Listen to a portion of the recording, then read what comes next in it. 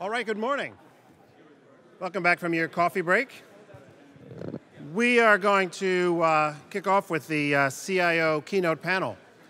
Being the CIO Symposium, seems extremely appropriate to have a panel of CIOs. So this topic is going to be talking about the successful CIO driving innovation and managing expectations. So coming back to what I said earlier about the effect of leadership and influence on the actual change itself. Not so much the technical details and the merits of the particular issue, but assuming that the decision has been made to move in a particular direction for innovation, these CIOs then have to grapple with the demands of the innovation and the cost efficiency, as well as their own leadership style within their organization, and having a seat at the table and when decisions are made and making sure their voice and the area of their business is represented. So with that, I would like to introduce Sean Banerjee, who's a Managing Director of Russell Reynolds, who's a moderator, who will introduce the panelists. Thank you.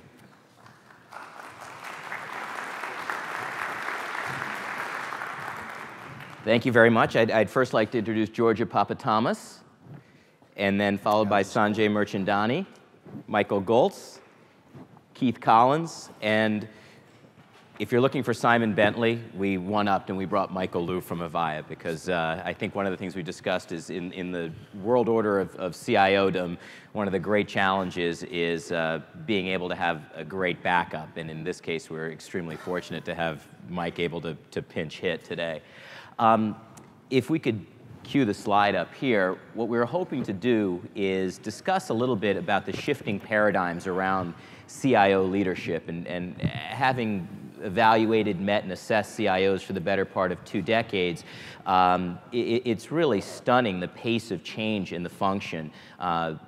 Many of these changes are precipitated by changing expectations on the part of users and customers, as well as, quite frankly, in the evolving toolkit and competencies of CIOs themselves. And today, I think we are incredibly privileged to have a group of business leaders, albeit ones who have specific functional expertise in technology.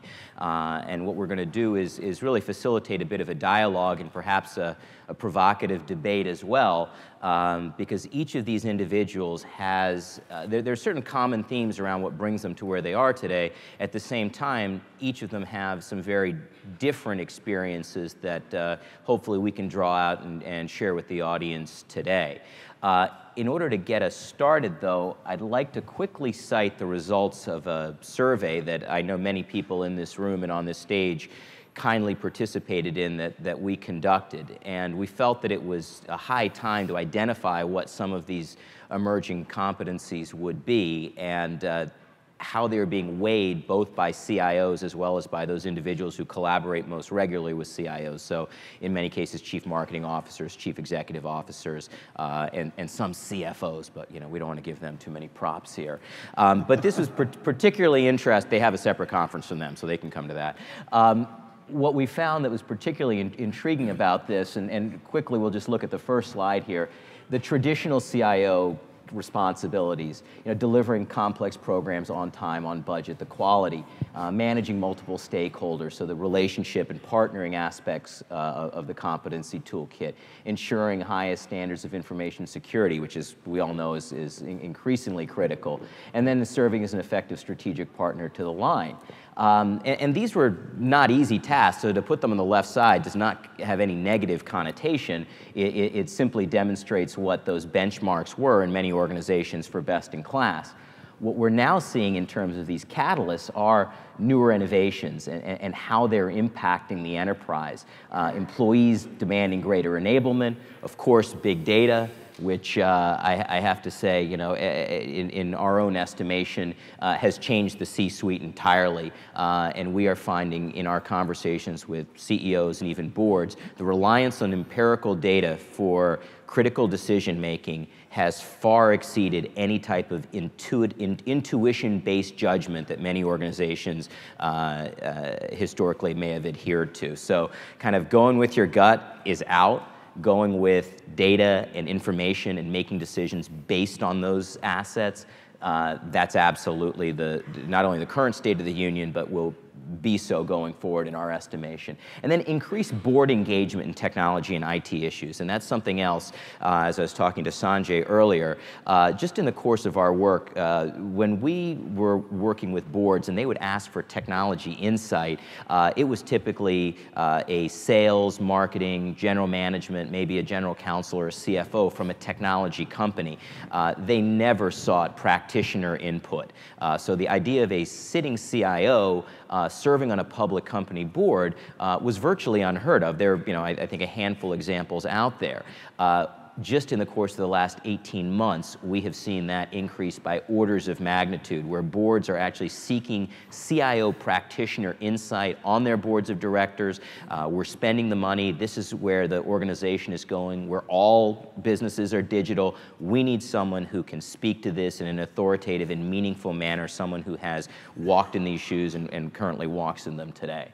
And the reality is the new paradigm of CIO responsibilities, being able to do all of the old things superlatively, plus take on all of these rapidly evolving demands and challenges. Very quickly, the survey here, we asked 3 questions. Which leadership competencies matter the most in terms of IT leader success? How effectively do leaders deliver against these competencies? What actions distinguish firms that build the best IT leadership benches?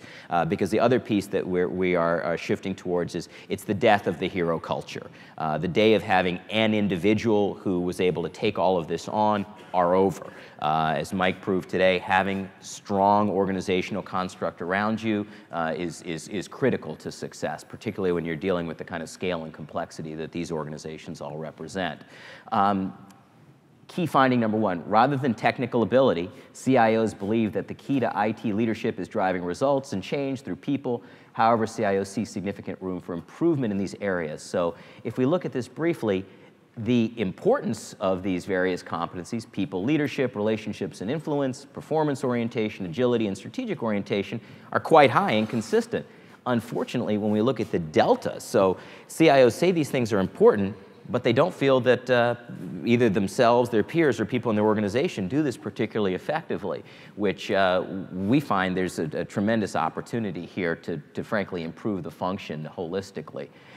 The other piece, there are 2 types of organizations, and when one is looking to align themselves with a company, there can be no small discount placed on going to an organization that believes in developing the individual and has specific programs in place. So we kind of call it the privileged versus the neglected.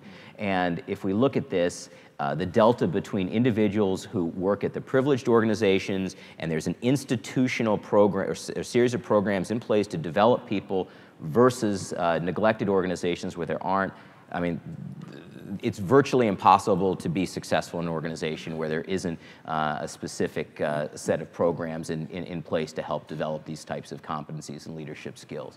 And here we had just the percentage of rising IT leaders. This is the next generation, and this is changing dramatically. The next percentage of rising IT leaders who report receiving highly effective people skills development. I mean, these numbers are appalling in I think all of our mutual estimation here. But the reality is we have the good fortune of a group of people who work at organizations that do take this seriously, that practice what they preach. And going back to our first slide, I'd like to open up our dialogue today by just asking the group what their reaction is to this emerging CIO as driver of innovation versus someone whose primary accountability really was for building and operating a scalable and reliable functional utility. Mike, do you want to take that first? Sure. Yeah, I think it's first off, you can't ignore the existing utility. You can't ignore keeping things running and keeping those going and doing a very good job at that. But it's got to start to shift over to providing more value to the business as far as innovating. But really, from my perspective, it's on providing value from an end user experience. So whether that end user is an internal end user or a customer of your organization, that's really where it is. So innovation for us, implementing large-scale video collaboration. We We didn't decide on doing that. We bought a company. Based on buying the company, you know, we got a new tool that we could use, and in 12 months we put in probably the largest video network pretty much going these days. So that's innovation. It's saving a lot of money, providing not only for internal use, but also being able to have our product people work with us to refine the products and get them to a point where when we sell them and when we deliver them to our customers, you know, IT has delivered value through our participation in that whole process. So innovation, I think, comes in a lot of different ways, and that's only one of them. But it's got to be, from my perspective, related to improving the end user experience. Okay. Keith, could you comment on it as well? Because you come at this a little bit differently. Obviously, you're a product company, but your background, having been a CTO, an engineer, someone who's owned R&D, been responsible for the IP of the organization, now also serving as CIO, so someone who, you know, proverbially has to eat your own dog food. You get what you wish for. Very curious as to your perspective on this in terms of balancing how do we, you know, keep this business headed in the right direction, but also continue to collaborate and work with the other stakeholders in terms of driving this next generation of innovation. Well, I can tell you now, a year of wearing a hat of a CIO, I have a lot more empathy. For one, it is amazing, really, what we expect out of CIOs, and the challenge of keeping the lights on, keeping it running, but saying, how do we drive the business? That said, I am just such a huge believer that technology is an enabler and a transformative approach to the business. And so in the past year, I've really had the opportunity to make a connection, because coming from the line of business and the product, to attach the IT teams to the business in a way they've never been attached before. And it's been both transformative in the teams, their self-worth, their value, what we're investing in has gone way up. The impact of the business units has accelerated to the point where the business units now are hiring away my best and skilled people because they've now seen the value. So that exposure has been amazing, because we are a technology company, and having great technologists in each business, whether that's pre-sales, marketing, R&D, right, is helping drive the engine. No, that's fascinating. Herr Goltz, and I would like you to please comment specifically on SAP runs SAP, because I think this program is the archetype in many respects for what we're talking about. Yeah. So 3-4 years ago, we sat back and said, what's the strategic contribution we can make to the company?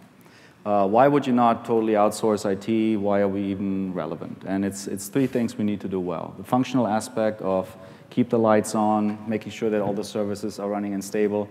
Forget the innovation discussion. If email's down, it just doesn't happen anymore. Second item is transformation. The company transforms. There are programs in place, things that are happening in the line of business that need IT support, and we want to be there and help them. In that category, what was important is to increase the capacity that we have to actually build and to implement and do new things. So we put a transformation in place to move people from run operations into the build functions, and to increase the probability of us not having to say no. We used to have a 3-to-1, 4-to-1 ratio between demand and capacity. We're now down to 2-to-1. So in most of the cases, we can actually say, yes, we're ready, we can implement with you. And then the third element is really the strategic element, where we said, okay, what is the best thing we can do for SAP? And we called the program SAP Runs SAP. 2 reasons. One, we can give early feedback to development. Everything that we find that doesn't work, that we can improve before the product ships, is an immediate saving to the company. It's an immediate benefit to the customers. And then secondly, taking our experiences, talking to customers about them. And this is a very beneficial conversation, because it's a peer-to-peer conversation. Mm-hmm. And I can be very open in those conversations and say, this is what's working well, this is what's not working well, open up the kimono a little bit in a one-on-one, and just talk about the trends that we see and what we implement. Mm-hmm. Sanjay, now for those of you who don't know Sanjay also has an intriguing background. He's been a CIO, he's been an operations leader, he's also owned a P&L. And I'd love for you to share with the audience your thoughts on this, because I think you have a particularly nuanced perspective. You know, being the CIO for a tech company, Sean, it's the easiest job in the world. You know, I support 60,000 users, and 59,999 think they have my job. So What do you say, guys? You guys will empathize with me on this. But innovation, I think the left side of your chart actually still deserves a lot of innovation, how we do things. And over the years, we've tended to bring sort of the best of breed approach to everything and complicated things for IT, so that we don't have all the cycles to meet the demand cycles that come at us. So there's innovation to be had there too. I don't want to underplay that piece. But I think that an important metric to sort of think about is what percentage of your IT-related spend in the company goes towards new things. Innovation's a big word. Let's just say new things versus keeping the lights on in the classic mode, keeping the lights on, maintenance, subscriptions, labor, whatever it takes to keep things running. And a study done about 4 or 5 years ago, so that the industry averages were about 75%, 76 to be precise, percent of IT budgets are spent keeping the lights on. And roughly 24% is new things. I think that's a crying shame if you look at that mix, right? Things have changed a little bit over the last few years with standardization and cloud technologies, things like that. Ourselves, we were in exactly that mix 5 years ago. Today, we're more in the 45%, 44, 45% new things as opposed to keeping the lights on. And we've done similar things, architecting for the future, standardizing, and having a different conversation with the business on how they respect the innovation that we bring into the table. In our case, it's agility. How much faster can we do a proof of concept for them? How much sooner can we get to the table with a proposal? So innovation in all shapes and sort of forms. But we also have a similar program. We call it IT Proven. And it's a program where we take everything we do, good or bad, and share it with our external customers. And that takes a little bit of introspection because you're sort of opening kimono completely. So we can talk about more of those things, but that's sort of how we're looking. Always have that metric. If you inspect it, you'll probably do the right thing around it. Thank you. And I think we're going to come back a little bit to that changing but inverted pyramid that you described in terms of keeping the lights on versus investing for innovation. Georgia, is J&J a technology company that's actually in the business of pharmaceuticals? Because I know that from the outside in, a lot of people look at your background. You have wonderful credentials in best-in-class organizations. They look and they say, well, what is a pharmaceutical? It's a manufacturing company, it's a supply chain, it's distribution, it's sales, and technology must support all of those endeavors in a highly regulated, mission-critical type of environment. And when I told you that, I felt visceral indignation, which I love. I love getting people indignant. You can ask Michael Hickens up there about that. Could you tell us a little bit about that? The reality versus the perception that I think many people still hold. I think any CIO who is supporting a business that is not a technology business has a unique opportunity to bring technology into become an integral part of the business itself. And healthcare in particular creates a tremendous opportunity because there's a transformation in the industry. The transformation is happening primarily from technology. It's the economics and what's happening with our primary customers, where the consumers are coming in as one of the key customers. The fact is that technology is changing completely the way that we look at healthcare. And who in the company is best positioned to help them succeed? Johnson & Johnson Pharmaceuticals prides itself on being an innovative medicine company, but the pharmaceutical company, but includes medicine and technology. So my colleagues inside the business have a good understanding of how technology can be used. What we in IT can bring in, not only an understanding of how it can be used, but how it actually works. And so we are going beyond the operations, helping the business operate. That's necessary, but not sufficient. If we go back to our old years of math, we have to do that. It's part of the CIO. But the real opportunity is in bringing technology to be the business. So in healthcare, we're moving from selling medications to selling outcomes. And technology now can be part of research, by doing in silico analytics, just as we do in lab analytics research. We can become a sales arm because we can provide multi-channel sales in addition to electronic detailing, but we can actually change how we communicate with the business, and that's a technology-based sales. We can be part of the product itself. So you're seeing technology now wrapped around medicine, whether you look at adherence, and a lot of applications are coming in to improve how therapies are being implemented and how it's being adhered. So, but it also can become part of the product itself. And we've looked at technology, the gaming technology. I have a good example that we're looking into J&J, where there is a gaming technology that has been proven to improve the therapy, cognition for schizophrenics, and when you combine it with medicine.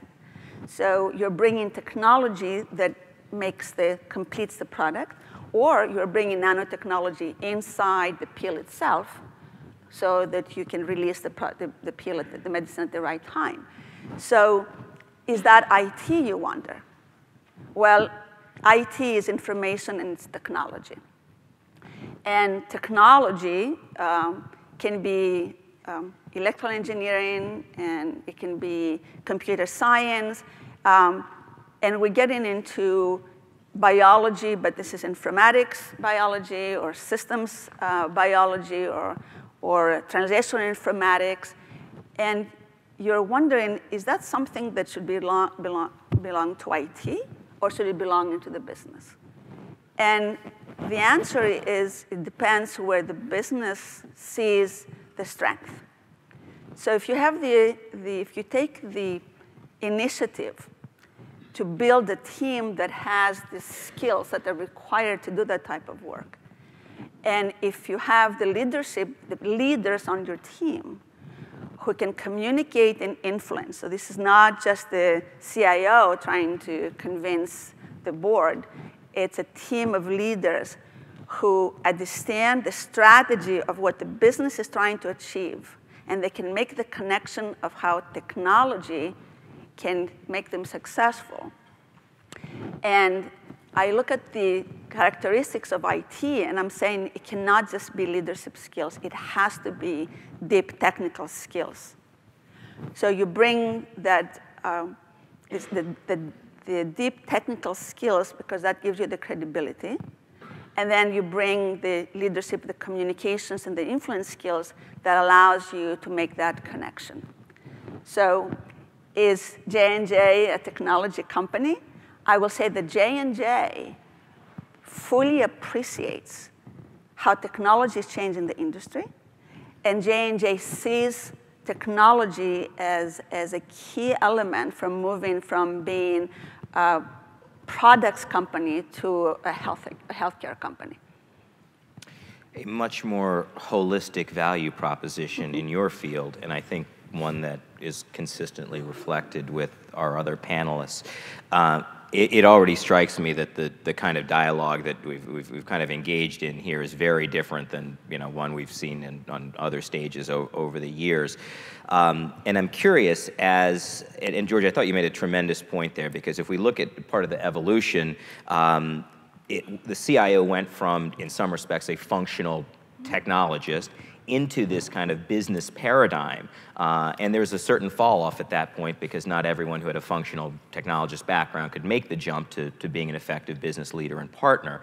But now, as we've moved into a world where technology is so pervasive, from everything from the governance level of an organization down through the finite workflows and business processes, to your point, there is need for meaningful technical acumen, either at the individual level or within the construct of the individual's team.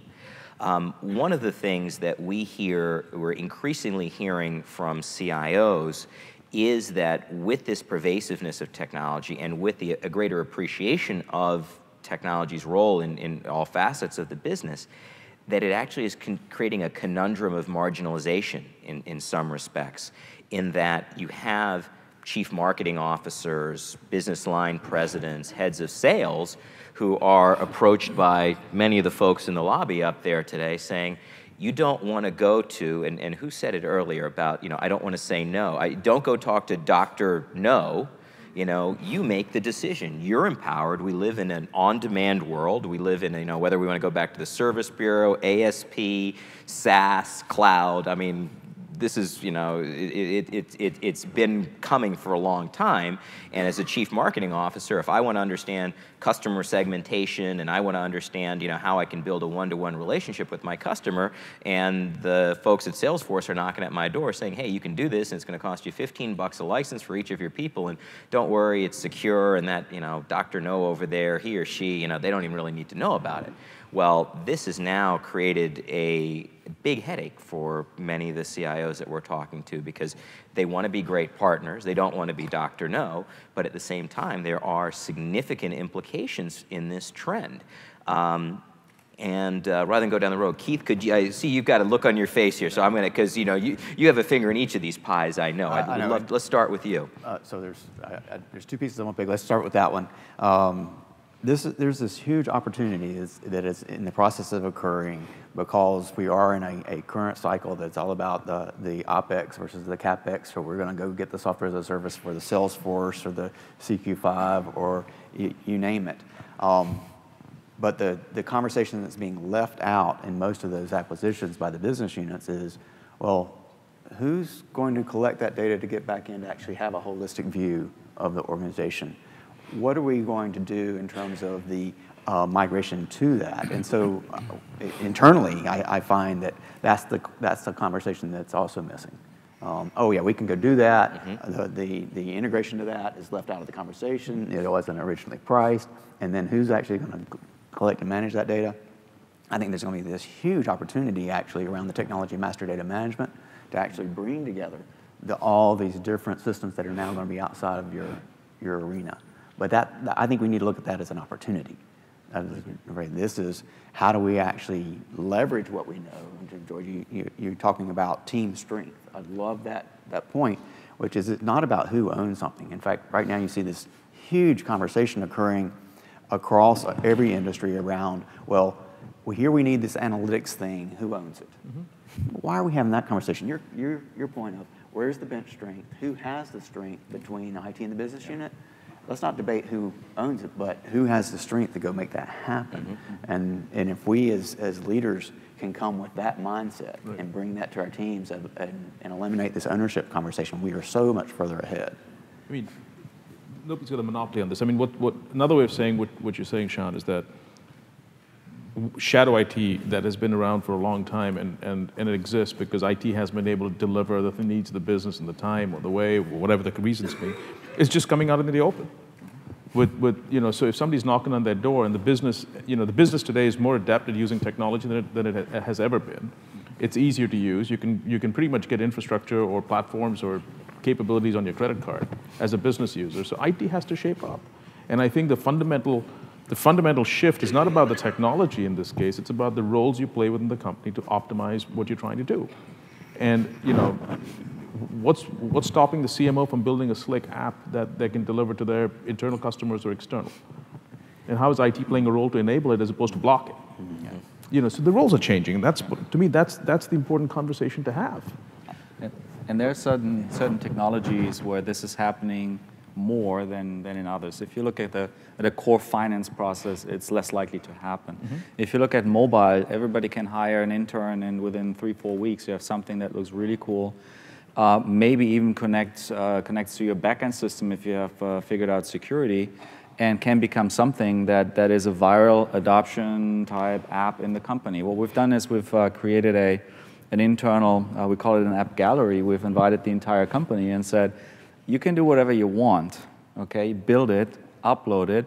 We're going to do a security check. We're going to measure how many downloads you get. We're going to measure how many hits against the backend you get. And then for those that really go viral, we're going to talk to you about should this become an official app for the company.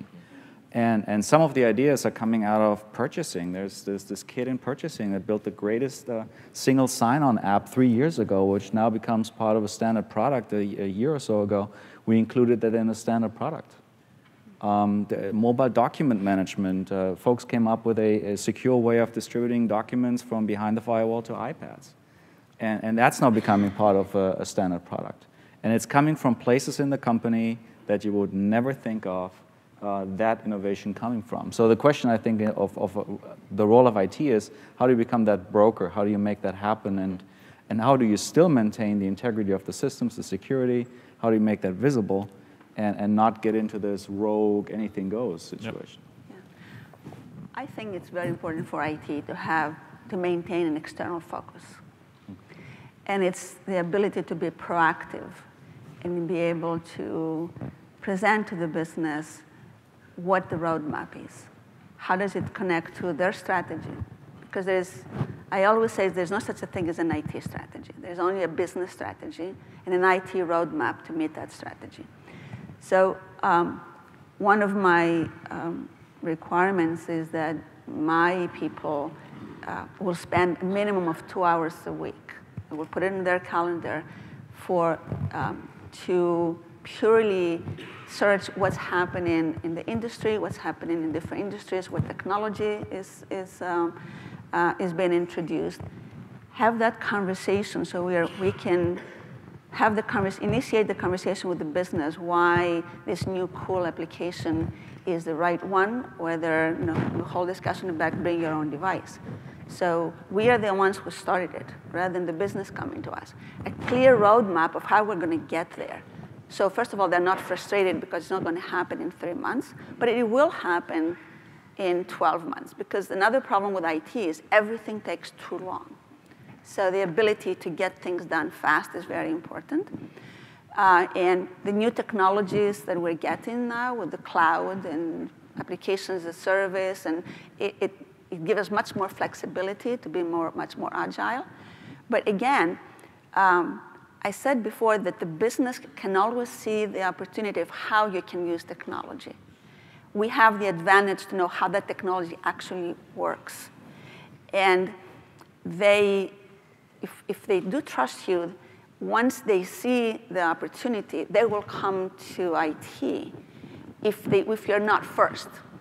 If they are first who saw it, they will come to you to get the insight on whether it is the right technology, does it fit in the environment, does it scale, is this part of the vision, why not? So IT cannot be more in a demand management role. It has to be more in a business solutions consulting role. And that makes the difference, so you don't minimize innovation that's come from the business, but you make yourself extremely important.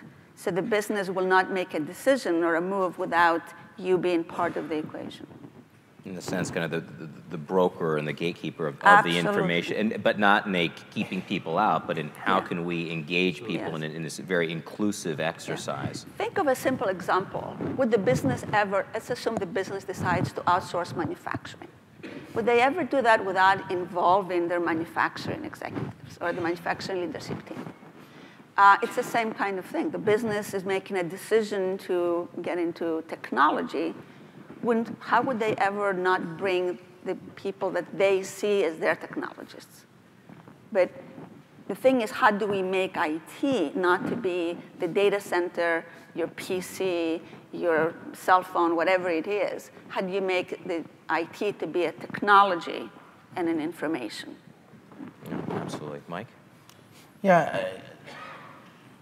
Where I was struggling with some of the conversation was the relativeness to the traditional CIO role versus the ever-changing CIO role. I think the approach of getting input from the business and doing an evaluation of things that they've developed and either turning them on or not, i.e. the SSO or the purchasing thing.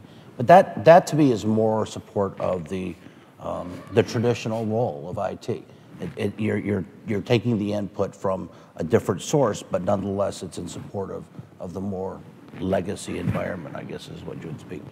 And I think that's a great thing. But I really believe we do need to engineer ourselves to be able to respond faster. And it depends on the industry. It's different for industries. But from an R&D perspective, being able to You know, if you look at how R&D works within Avaya at least, you know, you want to be able to reduce the overall cost and provide capabilities on a timely fashion so that they'll use your service. They'll embrace what IT can provide versus going outside or doing it themselves, which just creates more problems. And then by the same token, we want IT to be able to work with, you know, outside of the traditional bounds of IT with the product itself. And as we achieve things earlier than our customers certainly do, to be able to productize those, to be able to hand those off, whether it's from a telephony perspective or a video perspective, whatever the technology is, but being able to support the business, because guess what? They're dealing with you folks, the CIOs, you know, at least our business does. And being able to support them when they come to talk to you and provide the right kind of tools. And I think that there's two sides to it, I see. There's a tremendous issue right now, not even issue, opportunity, really, relative to, you know, BYOD, or, you know, from an age perspective, we've got these younger people coming out of school that are just unbelievable technical wizards. You know, that when I got out of school, there's no way you had that kind of capability. You had to work 20 years in IT to be able to figure that out. They come out of school and they think they can run the world. You and I were talking about it earlier. They should be CIO at 22. Mark Zuckerberg did it, right? Why not? So, drop out. Right. And so one of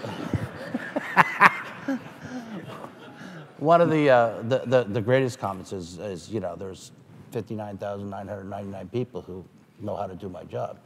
In our company, there's, I don't know, 14,995, because the 5 that report to the CIO, they don't want his job. They're pretty sure they don't want it. They know better. That's right. Oh, so. Gosh. You know, it's interesting, because as we see this evolution, I think we've also seen a dramatic change in the metrics, and some of those metrics is reflected in that slide. I don't think anywhere in those slides did we see budget and headcount come up as key criteria. And I would share, just based on my vocation, that if you went back, you know, 5, let alone 10 years ago, those were the first things that CIOs talked about. How big a budget did they have? How many people were in their organization? And what we saw that in many cases translate into, so big budget, big headcount, big bullseye. And that's where the business often became frustrated with IT, was we're spending money, we have, you know, the land army of staff, but we're too slow and we're not delivering against those desired outcomes, be it for an internal customer, let alone our external customers. And in the new paradigm, we're talking about leaders who understand how to influence not only across all levels and layers of their own organization, so outside their traditional purvey, but also into the world of their service provider partners. And a dramatic change for us is kind of the demise of the term vendor, and really a move into a partnership model where organizations fully appreciate that when engaging with a service provider, you are taking on a significant amount of risk. And this organization, and the individuals who are the face to your organization are going to share in this risk. I'll cite a recent example where an error in service provider selection and subsequent management precipitated the CIO being fired. So the days of saying, well, you know, whoever got fired for hiring IBM or McKinsey, you go down the list, are over. You do get fired for that, and it'll cost you your job if you want to abdicate the accountability of these relationships. So long story short, it was an infrastructure deal, appeared to be a commodity at the outset. They went with a name brand service provider. The service provider couldn't deliver in a time of crisis. This is a business that has, we'll call it, they're in the transportation industry, so you know, they move people, planes, and parts. And if any one of those things drops off, it's an unmitigated disaster, and you're stuck on a tarmac somewhere for 8 hours. And that suddenly starts getting Twittered, and it starts getting on people's Facebook, and the repercussions in this case was that the individual lost their job and a new person was brought in. As we move into this new world order, what do you see, and Georgia, I think you spoke to some of this earlier, what do you see as these emerging skills that a CIO needs to bring to bear in respect to business insight, balance with technical leadership, as well as empathy and being able to influence? Can you comment on that a little bit? Sure. So you're going to look at skills at the two ends of the spectrum. Okay. So for me, being in healthcare, if you look at the one side that deals with technology being part of the business, then the skills will be on the technical side. There will be MDs with computer science expertise, as I said, systems biology, traditional informatics, data management expertise, high-performance computing, it's about the same. It will understand web technologies and social media and a lot of analytics and human factors. I think that's another part that because you have to remember that whatever you're designing when you're part of the business, there's only one customer, and that's the real customer outside. Okay? And then you have your operations, and I call it operations. Now, on the operations side, you want people who understand the technology that you own internally and have very strong operational and portfolio program management skills. So, and what's common for all of them is the basic technology knowledge and the ability to lead and communicate. Because even you have to be able to clearly articulate the risk that you are taking by making a decision to outsource or to insource. Explain what the SLA really means in business terms. So the business you outsource your help desk, and all of a sudden they get very upset because they're used to somebody next to them. Being able to explain what the new SLA means, that's extremely important. So the skills and I just want to make sure I clearly state that innovation happens across. So there's innovation of how we do operations better. There's innovation of how we develop products. How do we create marketing and sales channels? How do we do it in silico research or simulation for clinical trials? There is innovation everywhere, but there's this discipline across. There is a sense of agility. And the biggest challenge that I find in IT, at least from my experience, is not finding the talent. Sometimes it's difficult to find, but you can find them. It's not developing the talent or keeping them or energize them.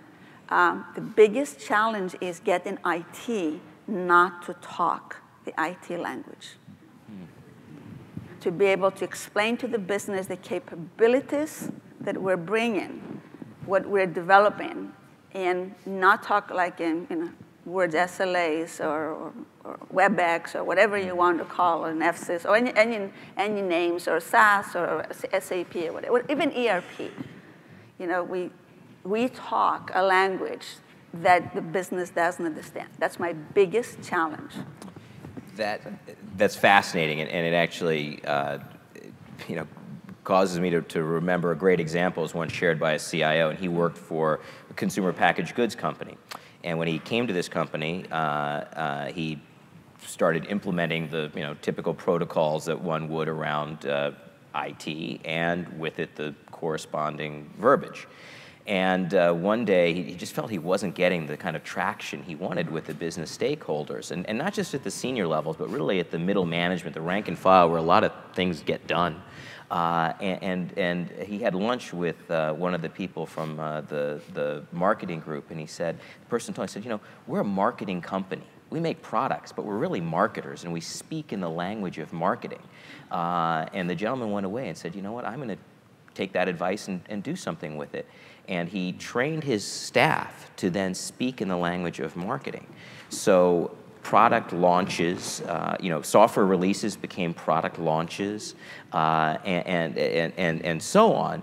And he said it was very, very powerful because suddenly it went from IT being this enigmatic, somewhat mystical function where you snap your fingers, click your heels, it should appear in production for you the next day, because how hard can this be, to, well, when we do a product launch, we have to have proof of concept, design, regulatory oversight, we have to come up with the packaging, we then run pilots, and suddenly there was this great sense of collaboration that hadn't existed through the speaking of a common language.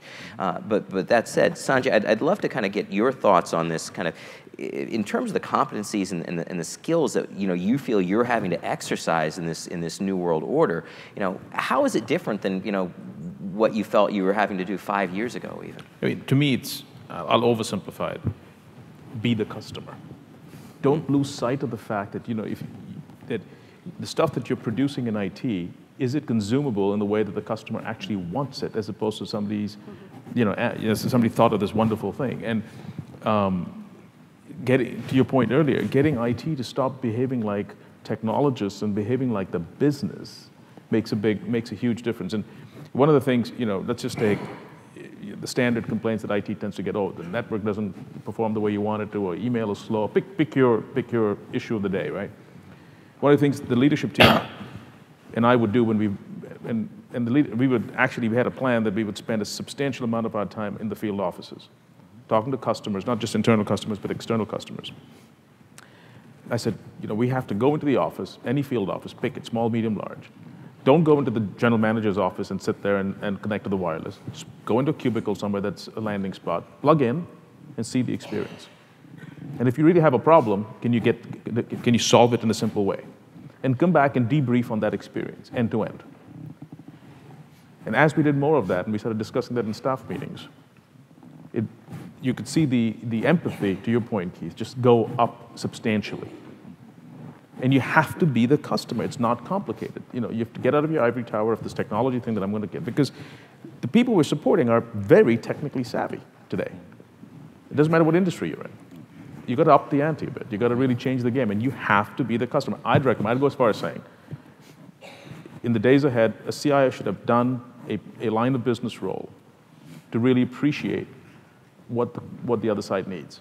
I mean, truly be the conscience of what you need on the other side. So now you're inverting, in many respects, the trajectory and evolution of the career path, because so many CIOs feel that a line job is a destination for them.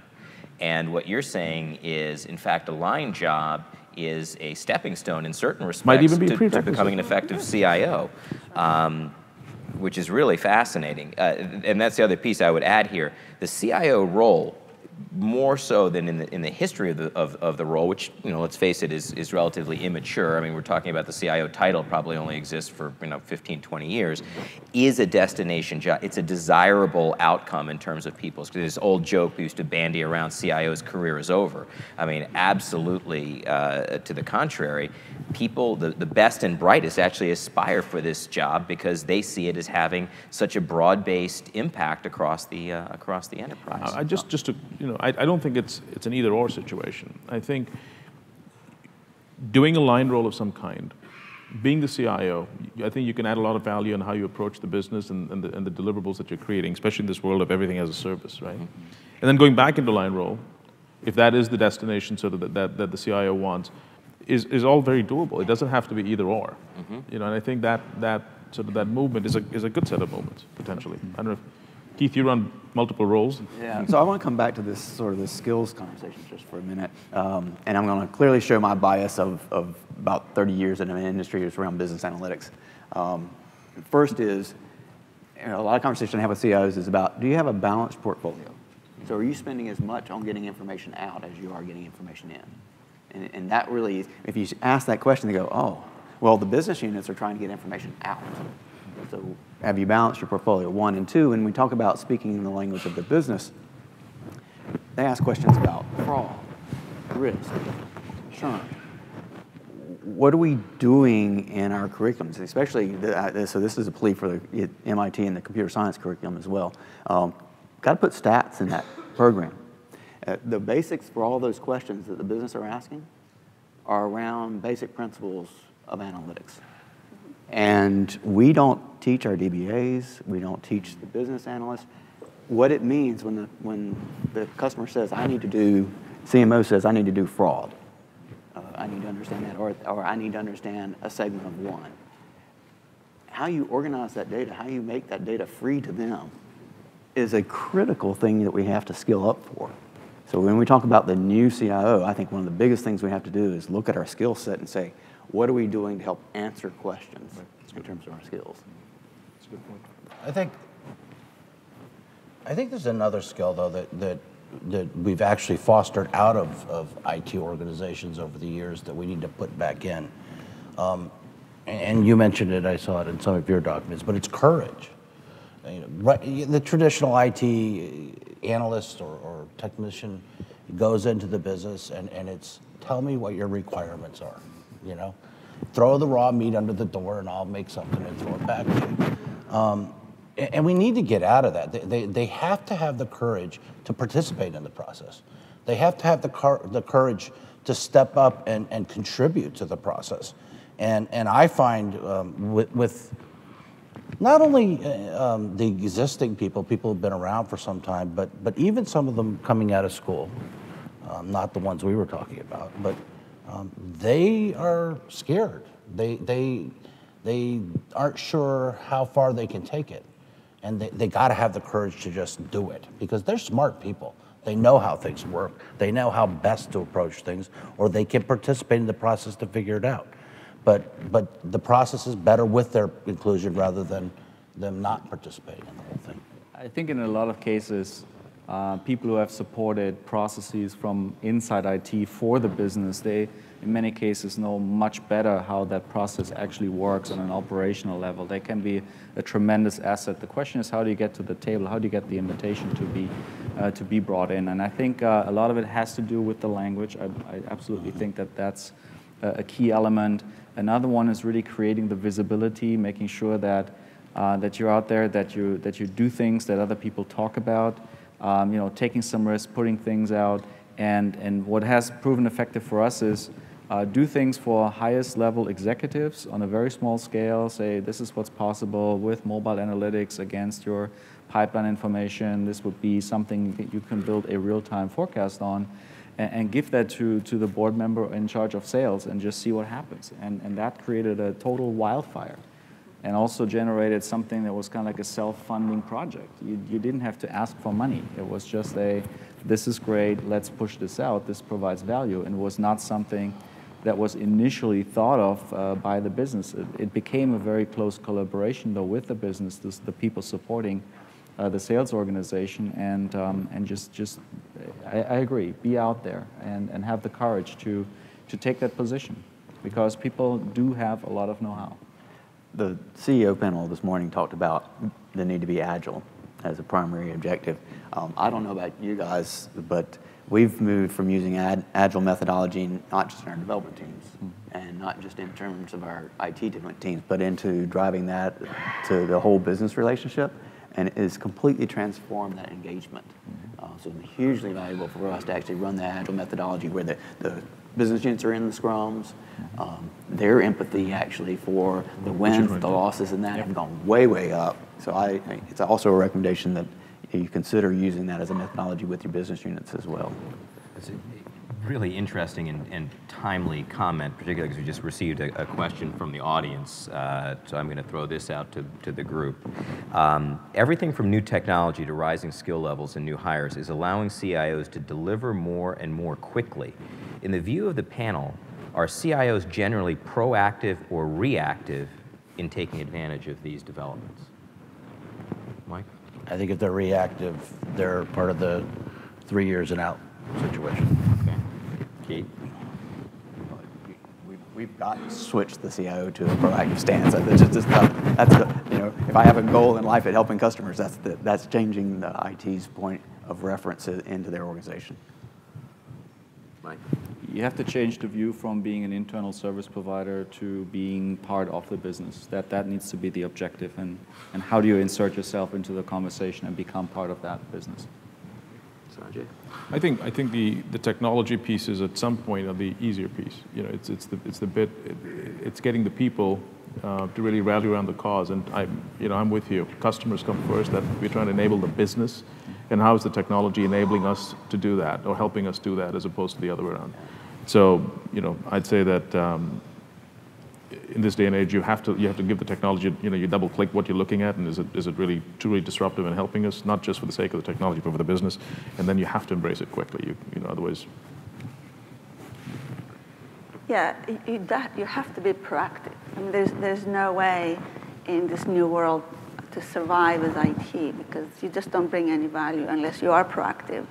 And the other point I want to make is that as you become proactive, as you become the influencer and the person who brings the ideas, we also need to change our approach to the IT cost or IT budget, because we have to move away from a cost to an investment, and have us within IT look at how we invest the millions of dollars. I mean, it's just a $25 billion company, will spend $1 billion in IT a year.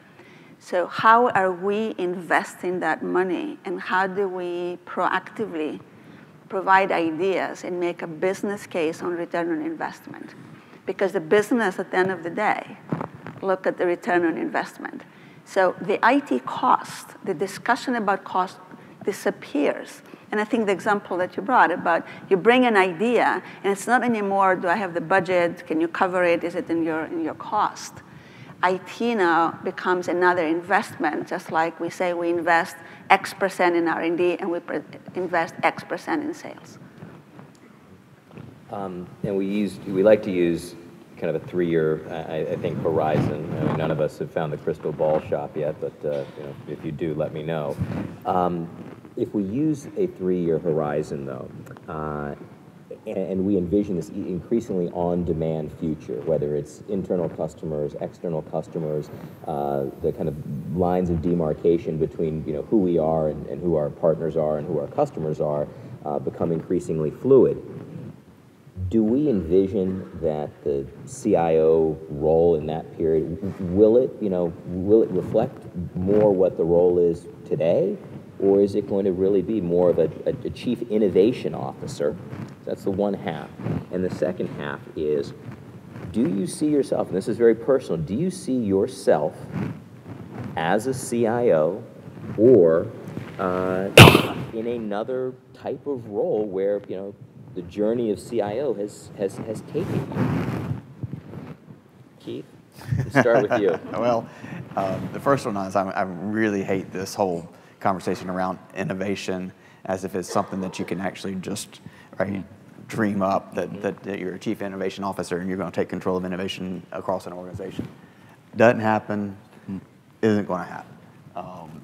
This goes back to George was saying, it's about the team, and it's about creating, if you will, this edge condition. Where do you bring the edge of the technologist to the person who actually understands the drug? That's, so maybe you're talking about the facilitator of innovation as that conversation. And no, Lord, no, I don't want to be a CIO for another couple of years. I'm done with that. Michael?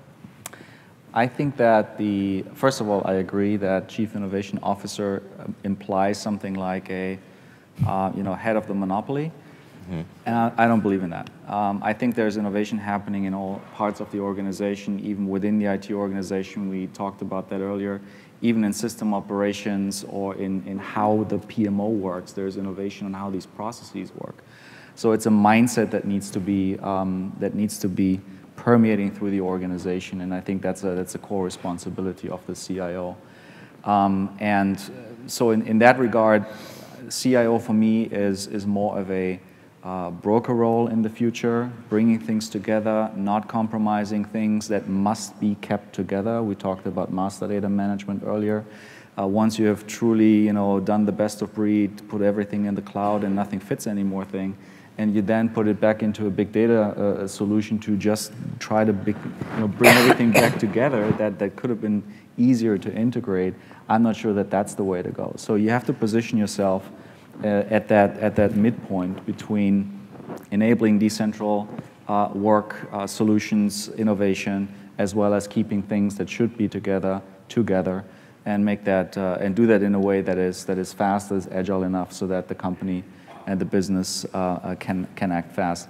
In regards to my own role as a CIO in SAP as a software company, there's so many adjacent roles that would be pretty easy to rotate into something else. I think it's still a fascinating area because, again, in our case, we get to touch the software at a very, very early stage in the life cycle, and that's always fascinating to try things out and be at the leading edge of deploying these technologies. So it's almost like a mini R&D on top of R&D. So that's what makes it interesting for me. Sanjay? I guess you guys have sort of hit the key points. I'd say the role, I'm not going to give it a title, the context of the role to me is going to be more about enabling. And whether it's process, technology, capabilities, you broker capabilities. The mindset of saying, if I didn't build it myself, it's not good enough. I don't build fiber. I don't do this. I don't do that. You get best to breed things and you bring them to the table. So the mindset of saying that if I didn't build it, it isn't good enough. We have to evolve into saying, there's better ways to do things, and are we truly brokering the right things to the company and the speed and the agility we need? So I think the role, if it evolves with a self-service underpinning, is about enablement and truly enabling the business to do the things they want to do. Personally, I just wrapped up my stint as CIO, so I'm here sort of as the former CIO. So no operational things to worry about right now. So. Georgia. So I've been in IT for only 10 years. So I've spent most of my career in the business. I believe that the CIO will need to own that technology. And it will bring the innovation to the business on how that technology will transform the business, how it will evolve the business, whether it's new business models, how do you look at information, how do you do manufacturing research. So in terms of bringing innovation, you call that an innovation officer. I call that a good CIO. And you will always have to own the delivery and the operations. If the question is, will we have so much internal operations? Most probably not. We see the value of software as a service. We see the value of the cloud. We see the value of moving some of that kind of work to a partner, a vendor partner. So if you're saying what do you own internally, I would say more strength in technology, more strength in the sciences that are influenced by technology, and being a driver on the evolution of the business. Mm-hmm. But as I said, this is what a good CIO should be. Mike?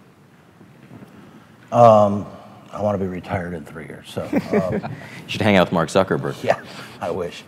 I'm not sure with the CIO role. I listened to everything everybody said, and I agree with everything. I don't disagree at all. I do see it as more of a broker role. I do see it expanding.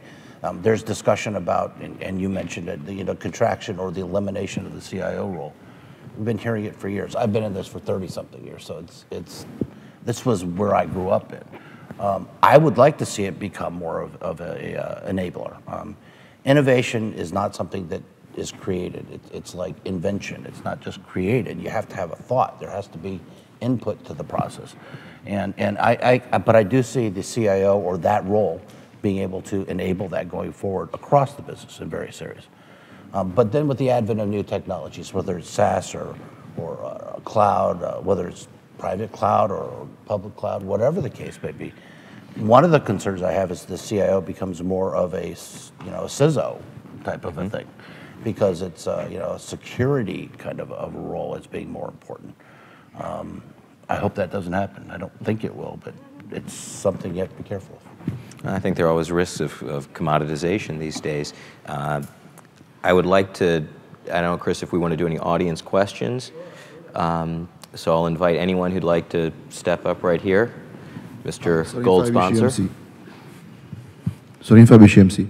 I have a question about the agility and the cloud. So actually, in my mind, they're related, because I think that the current IT, to be more agile, will need to use the cloud. So I would like to hear the opinion. I heard somebody addressing both cloud and agility, but I think, as we discussed in the previous panel, the agility is important for growing the business. It could be equally important for bringing the right technology into the IT so they can be more agile. So I would... Okay. So I guess I'll take it at two levels just as examples, and then I'm sure there's other thoughts. You know, for being part of a company that engineers products, technology products, being able to give our internal engineers and pre-sales engineers, et cetera, the capability of a cloud infrastructure so that they can do things at unprecedented speeds and is reality today. So it's things that could take 3 months, you know, a few years ago to provision just to get a proof of concept up and running because you had to get capital and buy it and stage it and test it and put it on the floor. It could take years, yeah. Can be done in minutes today. Whether it's public, private, you know, that's not the issue. The point is the architecture allows you to do that. That's great for the technology community within the enterprise. For the business, the one thing that we feel has really driven agility is analytics as a service. Being able to give them, you know, one version of the truth, give them the information they want, let the data scientists go at it, let the analysts go at it themselves. So our job is to really make sure that we bring the stuff together in a way that they can use it, give them the tools, and then let them really do what they do best for the business. So there's two examples. One at the infrastructure layer, one as, you know, more of the analytics as a service. Yes. I'm sure there's others. But. That could be very important, actually, that not everybody has to buy the tools, but if the IT ensure that they are there, they'll be used.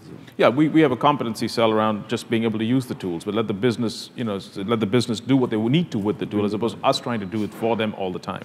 I think our job's best done by bringing them to the information and then letting them at it. Thank you. Thank you. I just want to add that I agree 100% with what you said, is that the cloud, you have to be very careful if you're running in a highly regulated business. So it's definitely a tool, but it's not the answer. It's going to be, I believe, cyclical, yeah. But you know, how you design for it, the blueprint for it, to your point, public cloud, private cloud, doesn't matter. There's a blueprint for that now. The architecture. And so, in fact, my tagline, if I sent you an email from my iPad, my tagline says, got data, get SaaS, the power to know, in your cloud, my cloud, or their cloud. Because that's really where we're headed. You know, that infrastructure as a service is going to be simply about a cost structure and where you stand on the data side of the question. Hi. Hi.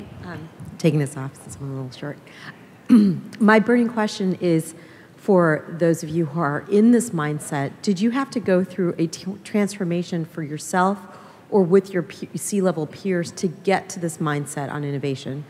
I ask because as a business strategy consultant, I often find myself having this conversation, but I'm feeling that the CIOs I speak with feel a lot of pressure to stay in that services box, saying my CFO is not giving me the budget to be able to invest. If I show them cost savings, they're just going to turn my $20 million budget into a $15 million budget based on the $5 million I saved. So I'm not given the space to innovate. So I want to know, rather than hearing, well, we just need to be this way, you know, have you had to overcome such constraints to get to where you are today in your innovative thought and in your way of partnering with the business? You definitely have to be very close to the business leaders to identify where innovation is, you know, has the biggest impact, or what kind of innovation is now necessary. I think it's important to make sure that it permeates throughout the organization. And I don't think that there is anything like a program that you need to put people through. It's more like take the barrier away and say, okay, you can have that input, bring it to the table. We have, for example, we have a very small team which just figures out you know, new innovative things, and they work with individual business units. So they're the dedicated ones, but it's more of a broader mindset that needs to go into the entire organization. So it shouldn't be just, you know, limited to the sandbox or the island of happiness. You know, I think encouraging incubation is a pragmatic way to sort of see where things go. Because if you say, okay, go innovate, that's sort of like, oh my gosh, what do I do? You know, and we're part of a technology company where innovation is our lifeblood. We create new products, new capabilities, new technologies. But it's, you know, it's easy to say it's everybody's job. But how do you translate that to your question? So, we've under our chief architect in IT, we've got a small function around incubation, and it's not there are a couple of dedicated people, but if you want to try something new, you want to try something with big data, you want to try something with analytics, you want to try something with hybrid cloud, you can go in there and there's enough resource that you can do this. And most big companies have a lot of resources just distributed in places where it's not in your direct P&L or in your direct control. So you just got to be resourceful and go find it, and the smart ones do.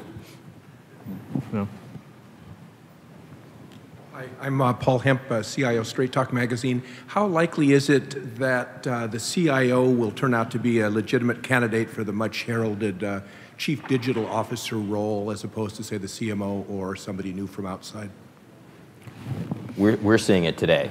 We're already seeing that. And one of the great challenges, though, are the definition of these roles. So Chief Digital Officer can be an actual P&L role where someone actually runs the profit and the loss, and that's more of a general manager type of profile. We're also seeing Chief Digital Officers that are more of a horizontal role where their job is to influence and work across functions and business lines. The CIOs who aspire and, in fact, have in some cases already successfully moved into that type of role, George actually said, to some extent, it's being a good CIO. I think that's the foundational block. But it's something that we see as a logical trajectory in terms of the CIO's development. So, for a while, there's a perception that, CIO as process head, they would aspire to become a head of shared services.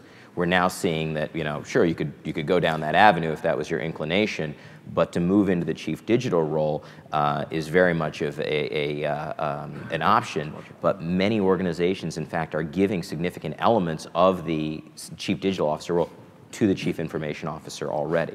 Do you see in some cases those CIOs being marginalized by the kind of ascendance of a role with that title? Well, Sanjay and I had this conversation not too long ago, and without citing the specific organization, there's very often can be a dynamic tension that exists there, where the CIO, working in close collaboration with the head of strategy, aspired to take on greater accountability for the digital assets of the organization, but felt that the head of strategy was seeking to subordinate IT as more of an enabler versus a direct contributor and peer to that innovation in that function. So we're going to see some interesting situations we project over the course of the next 18, 24 months. My advice I would give to an aspiring CIO or Chief Digital Officer is to have a rotation into the business sometime in your career. Keep your technical strength, but have that rotation to understand the business. And I think CIOs will have the position of a chief digital officer, and it will most probably be the CIOs who work with the business more, who we're seen as bringing business value rather than being purely operational. Great, thanks. Why don't we take 2, maybe 3 more questions? We got 3 right here. We've been waiting very patiently. Sure. Sean and panel, I would actually say that excellent insights. I was able to take at least a point or two to really go back and kind of see it. One of the biggest challenges with the innovation is that when you have a whole bunch of ideas, right, it's almost like funneling through it. What is the process do you sort of go through to really understand which idea is better than the other? Because obviously you never say no to an idea.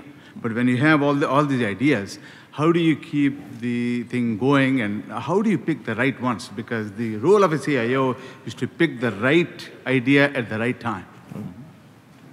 I can give you a formal process. We use this informal, of course, but the formal process is once a year we have a innovation conference across the company, not just in IT.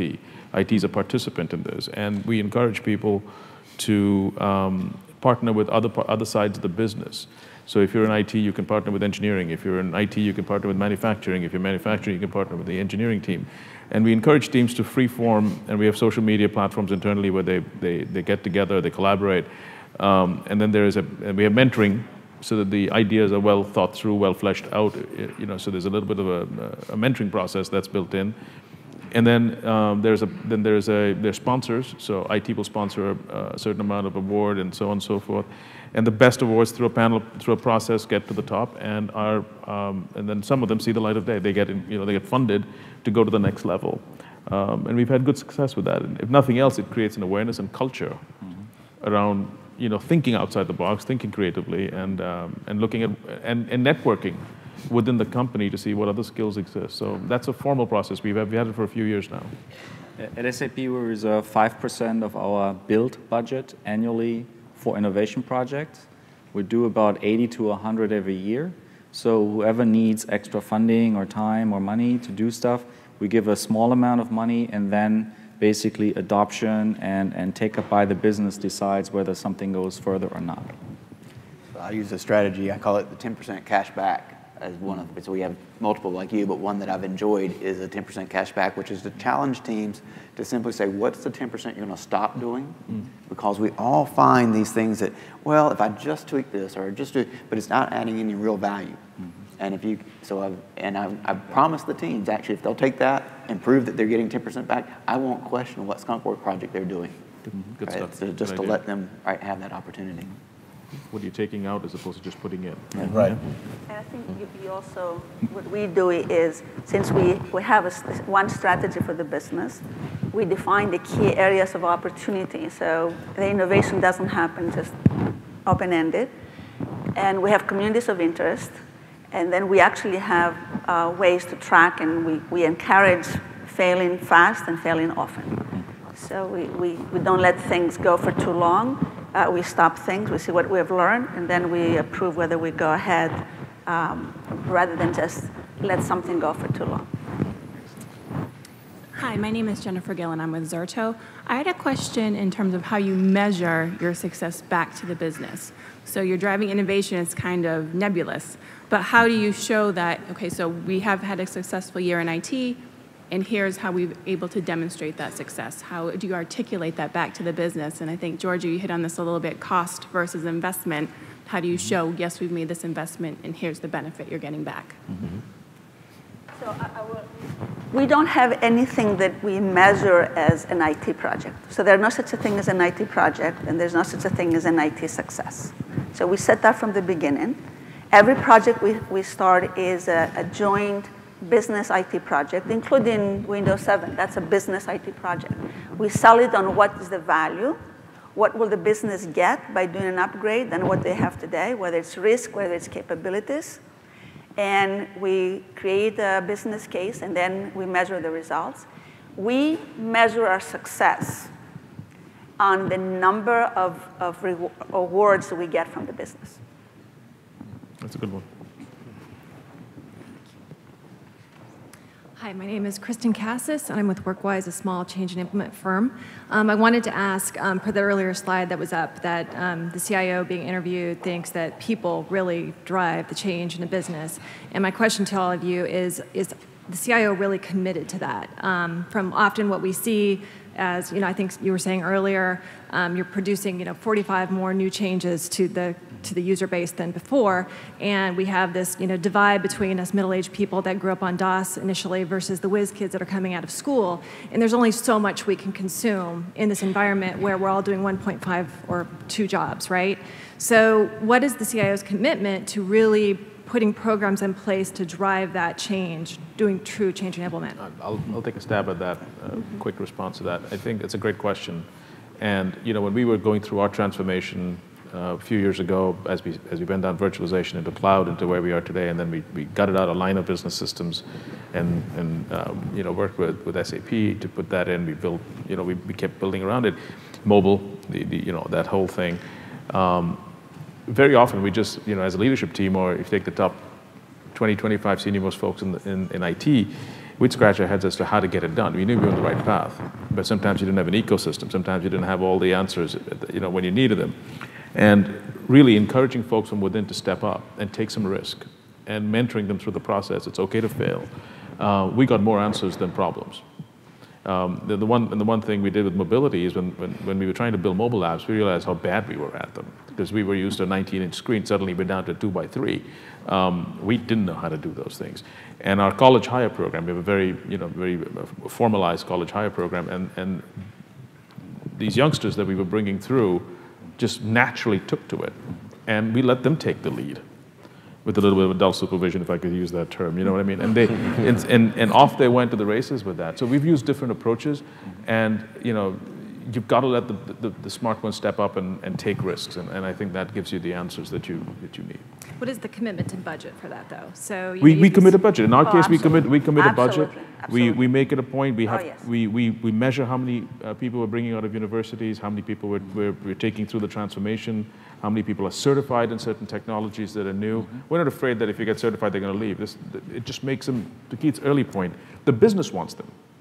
And that to us is the ultimate compliment. Absolutely, yes. And in turn, we can attract great talent from the business into IT because we're practitioners and we're doing things that they don't normally do. So it's turning out well, but I think you've got to just let the system percolate up, but then encourage it and be formal about how you support it. Thank you. Hello, my name is Cal. I'm from India, and I'm in the business process outsourcing business. Now, the biggest problem in America is lack of IT talent. As you all know, that there are not enough IT programmers in America. What kind of innovative measures are you taking to utilize those resources offshore or around innovation? Or around outsourcing, sorry. So that's one of the things we decided a few years ago, that as we built out who we wanted to be, being one of the best places to work in the world is our best recruitment strategy.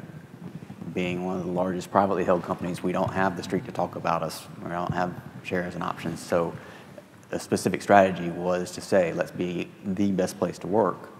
And that has been our best recruitment strategy wherever it is and around the globe. My proudest moment is when we actually hit 14 countries one year, best places to work. Awesome. So yes, we're taking skills wherever they come from, globally as appropriate. Yeah, actually, we haven't seen any trouble finding good IT resources in the U.S. As a matter of fact, what we're looking for is to see if we can keep the best resources and the IP inside the business and outsource work that it's more repetitive. So we haven't had a difficulty just finding people. I'd close by commenting, I think when we talk to our clients, we're seeing the kind of US versus Europe versus EMEA-centric model really dissipating, and people are looking at this as kind of one global continuum, and they're seeking and hiring and retaining and developing those individuals wherever they might reside. And I think that there's less of an emphasis on the physical versus the cultural and we find employees around the world. Yeah, exactly. Well, I want to thank our panel. That was incredibly insightful. Chris, I don't know if you have a few words. Yeah, thank you. I want to thank Sean and the panelists as well, and thank you all for staying.